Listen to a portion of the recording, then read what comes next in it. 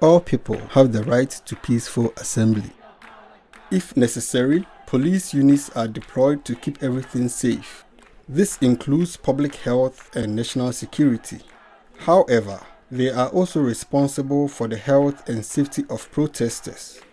The police has to protect protesters against any violence, for example, by counter-demonstrations. Police officers must be adequately trained before they are deployed to an assembly operation. This includes training in the legal framework, principles of accountability, understanding crowd behavior, tactics and techniques of de-escalation, negotiation, and communication.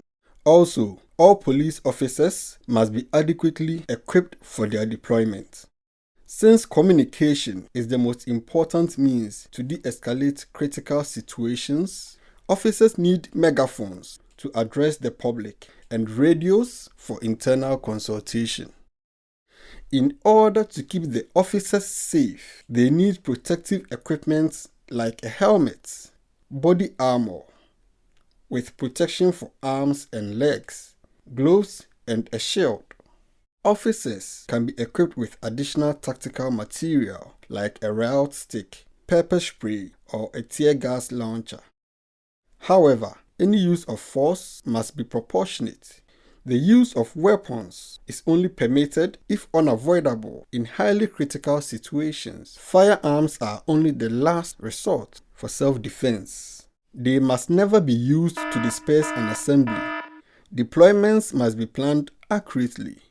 The first step is to gather as much information as possible about the planned assembly. On this basis, a risk assessment must be carried out.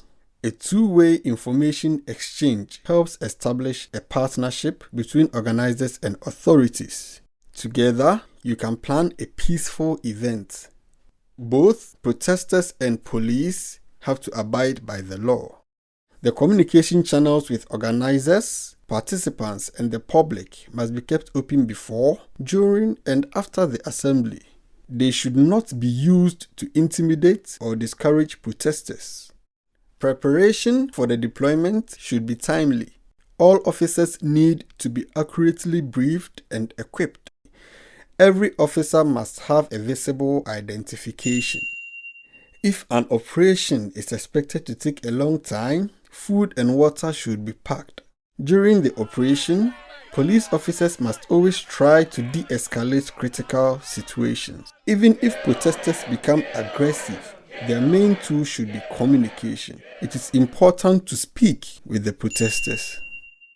During an operation, a commander will make tactical decisions, including the use and the proportionate level of force. These decisions must be officially communicated and documented to ensure accountability. If the use of force is unavoidable, police officers must minimize injury and ensure medical aid. After the assembly, officers are to be debriefed, the operation reviewed, and measures for improvement determined. All investigations and chains of accountability must be made public. Policing assemblies is one of the most challenging tasks for police officers. Let's work together to keep assembly participants, police, and the general public safe.